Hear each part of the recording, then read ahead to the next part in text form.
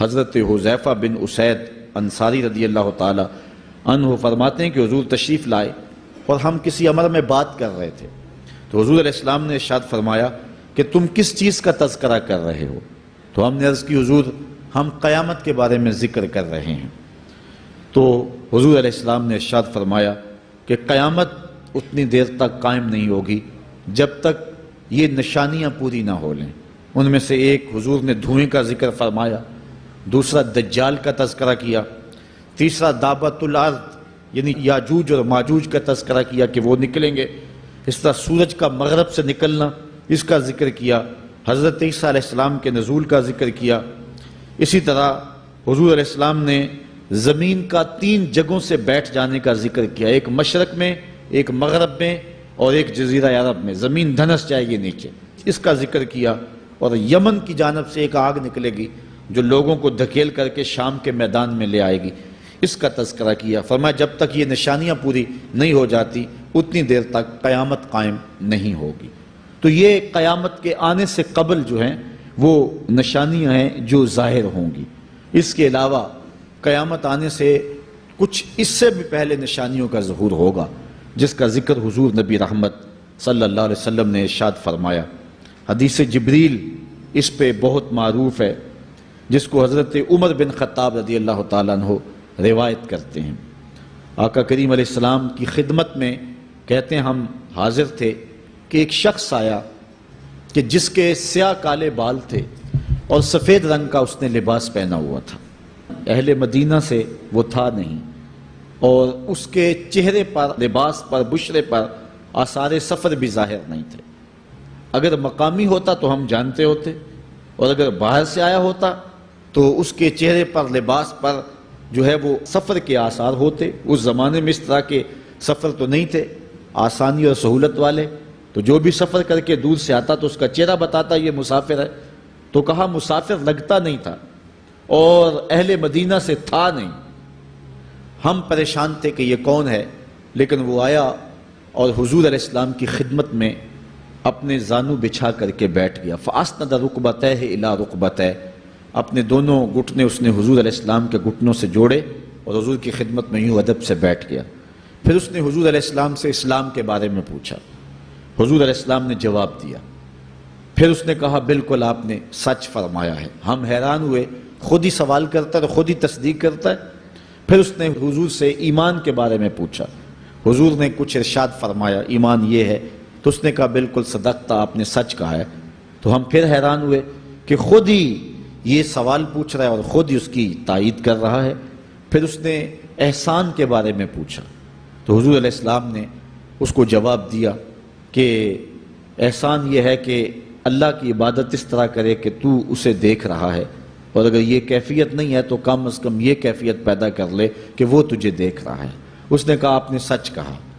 پھر اس کے بعد اس نے کہا مجھے اب قیامت کے بارے میں بتائیں۔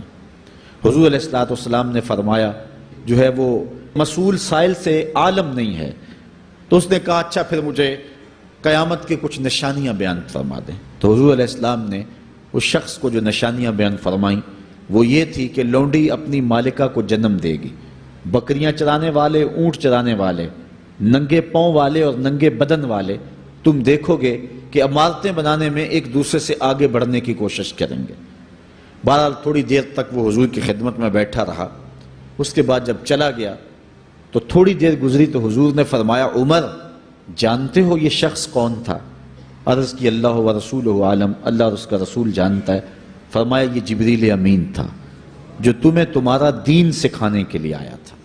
تو حضرت جبریل امین نے آ کر کے حضور سے جو 4 سوالات کیے ان میں سے ایک سوال یہ تھا قیامت کب آئے گی اور قیامت کی نشانیاں کیا ہیں؟ تو حضور نے یہ نشانیاں بیان فرمائیں کہ لونڈی اپنی مالکہ کو جنم دے گی، اور یہ نشانی اب ہمارے سامنے ہے کہ آج اولادیں اپنے جو ہے وہ ماں باپ کی آقا بنی ہوئی ہیں، بیٹی آج ماں کی حکمران بنی ہوئی ہے۔ یہ دور جس کی نشاندہی کی وہ بالکل آج ہمارے سامنے ہے۔ حضرت ابو ہریرہ رضی اللہ تعالیٰ عنہ سے ایک روایت ہے جس کو نبی رحمت صلی اللہ علیہ وآلہ وسلم سے وہ بیان کرتے ہیں، بینما النبی صلی اللہ علیہ وسلم یحدث اذ جاء اعرابی فقال متی الساعہ۔ حضرت ابو ہریرہ فرماتے ہیں کہ ہم حضور کی خدمت میں بیٹھے ہوئے تھے، ایک شخص حاضر ہوا، اس نے حضور سے کہا کہ حضور قیامت کب آئے گی؟ یہ سوال کیا، متی الساعہ، قیامت کب آئے گی؟ آقا کریم علیہ السلام نے اس کو جواب دیا، اذا ضیعت الامانہ فانتظر الساعہ، جب امانت کو ضائع کر دیا گیا تو سمجھ لے قیامت آ گئی۔ جب امانت کو ضائع کر دیا جائے گا تو سمجھ لے قیامت آ گئی ہے۔ قال کیف اضاعتھا، عرض کی حضور امانت کو ضائع کرنا کیا مفہوم رکھتا ہے، اس کا مطلب کیا ہے؟ تشریح پوچھی حضور سے، تو حضور علیہ السلام نے جو جواب دیا وہ سماعت کیجئے۔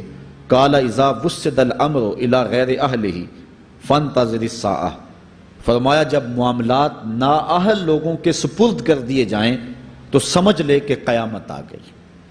جب مسندوں کے اوپر مسندوں کے حقدار نہیں ہوں گے، جب زاغوں کے تصرف میں عقابوں کا نشیمن آ جائے گا، جب تخت و تاج کے مالک غدار، بے دین اور نااہل لوگ ہوں گے، جب تخت و تاج کی حکمرانی اور مسلح و امامت کے مسند کے اوپر بیٹھنے والے بھی نااہل ہوں گے، تو پھر سمجھ لینا کہ قیامت جو ہے وہ ظاہر ہو رہی ہے۔ حضرت انس رضی اللہ تعالی عنہ سے ایک روایت ہے، کہتے ہیں سمعت رسول اللہ صلی اللہ علیہ وسلم یقول، میں نے حضور علیہ السلام کو فرماتے ہوئے سنا ہے۔ یہ حضرت انس رضی اللہ تعالیٰ عنہ وہ صحابی ہیں جنہوں نے 10 سال تک حضور کی نوکری کی ہے، اور کہتے ہیں 10 سال میں ایک بار بھی ایسا نہیں ہوا کہ حضور نے مجھے اف بھی کہا ہو۔ کہتے ہیں کبھی ایسا ہوتا کہ میرے ہاتھ سے کوئی برتن ٹوٹ جاتا، ازواج مطہرات جو ہیں وہ اس پہ ناراض ہونے لگتی تو حضور علیہ السلام روک دیتے، فرماتے اسے کچھ نہ کہو، اس برتن کی عمر ہی اتنی لکھی ہوئی تھی، یہ اتنے عرصے کے لیے ہی پیدا کیا گیا تھا۔ تو آقا کریم علیہ السلام نے جو ہے وہ ازواج مطہرات کو بھی روکا کہ وہ مجھے جھڑکے نہ۔ خدمت رسول اللہ صلی اللہ علیہ وآلہ وسلم 10 سنین، میں نے پورے 10 سال حضور کی نوکری کی ہے۔ بلکہ جب آپ کہیں گے کہ حضور کے خادم کا نام کیا ہے، سارے صحابی حضور کے خادم ہیں، لیکن نام حضرت انس رضی اللہ تعالی عنہ کا آئے گا، یہ حضور علیہ السلام کے خادم خاص ہیں، اور حضور سے بہت ساری باتیں انہوں نے سنی ہیں۔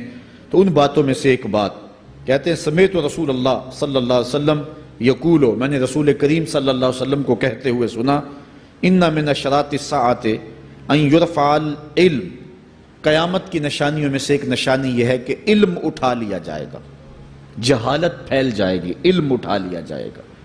آج لفظ زیادہ ہو گئے ہیں، انفارمیشن زیادہ ہو گئی ہے، لیکن جس کو علم کہا جاتا ہے، جو مومن کے سینے کا جمال اور نور ہے، آج وہ اٹھا لیا گیا ہے۔ آج لوگ کہتے ہیں جی جتنا علم آج ہے اتنا علم پہلے تو نہیں تھا۔ آج کوئی غزالی دکھاؤ، کوئی رازی دکھاؤ، کوئی رومی دکھاؤ، کوئی احمد بن حنبل جیسا شخص دکھاؤ، کوئی محمد بن حسن شیبانی جیسا شخص دکھاؤ، کوئی امام ابو حنیفہ کے نالین کی خاک جیسا شخص بھی دکھاؤ، تو یہ ایک غلط بات ہے کہ جی پہلے زمانے میں اتنا علم نہیں ہوتا تھا، اب علم بہت زیادہ ہو گیا، جی علم بہت زیادہ پھیل گیا۔ علم نہیں پھیلا ہے، یہ چند معلومات ہیں، انفارمیشن کا دور ہے، اور خبریں ہیں۔ جو علم ہے، جو کہ مومن کے سینے کا جمال ہے اور باطن کا نور ہے، جو زندگی کی راہوں کو اجالتا ہے اور زمانے کو مالک کی دہلیز کے قریب کرتا ہے اور انسان کو انسانیت سکھاتا ہے، وہ علم جو ہے وہ اٹھتا چلا جا رہا ہے۔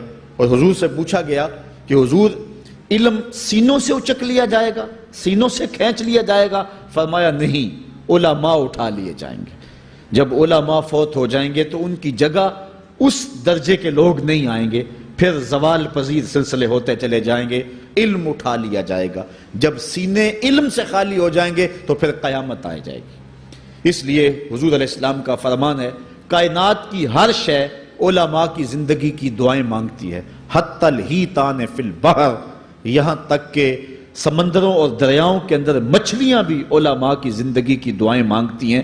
انہیں پتا ہے علماء ہیں تو کائنات مارز وجود میں آئی تو موجود رہے گی، اگر علماء نہیں ہوں گے تو کائنات جو ہے وہ بالکل قیامت کا شکار ہو جائے گی۔ تو پہلی چیز حضور نے ارشاد فرمایا ان یرفع العلم، علم اٹھا لیا جائے گا، ویکثر الجہل، اور جہالت عام ہو جائے گی۔ علم کی جگہ جو ہے وہ جہالت عام ہو جائے گی۔ آج علماء نہیں رہے ہیں، آج ہم جو ہے وہ انحصار کرنے لگے ہیں چند ٹیلی ویژن چینلوں پہ، اور اس کا نتیجہ کیا ہے کہ مختلف چینلز کے اوپر بیٹھے بہت سارے لوگ گمراہی پھیلا رہے ہیں۔ یہ ایک الگ داستان ہے، ایک الگ کہانی ہے کہ کس طرح سے علم کا گلا گھونٹا جا رہا ہے اور کس طرح جو ہے وہ لوگوں کو گمراہ کیا جا رہا ہے۔ یہ جہالت کی کثرت ہے۔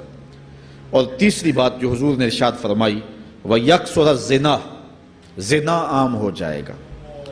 نظر کا زنا یہ تو اس زمانے کے اندر برا رہا ہی نہیں ہے، لوگ اس میں کوئی آر ہی نہیں سمجھتے۔ کسی کی بہن اور بیٹی کو دیکھنا اور اپنی آنکھوں کو شہوات سے بھرنا، یہ بندہ محسوس ہی نہیں کرتا ہے۔ حضور علیہ السلام نے ارشاد فرمایا، من زنا زنیا بہی ولو بہی تانے دارہی، جس نے زنا کیا یہ عمل اس کے گھر بھی لوٹے گا، اگرچہ وہ اپنی دیواریں اونچی اونچی کیوں نہیں کر لیتا۔ اگر آج کوئی کسی کی بہن بیٹی پر اپنی نظروں کو غلیظ کرتا ہے تو وہ یہ کیسے کہہ سکتا ہے کہ میری بہن اور میری بیٹی کسی کی گندی نظروں کا شکار نہیں ہوگی؟ یہ مقافات عمل ہیں۔ گندم از گندم بروید جو سے جو، از مقافات عمل غافل مشو۔ اس لیے بدکاری پھیل جائے گی، نظر کی بدکاری اور ہر طرح کی بدکاری، اور یہ اتنا برا اور کبھی کام ہے کہ اللہ تعالیٰ جل شانہ نے قرآن مجید میں اسے کھلی بے حیائی قرار دیا ہے۔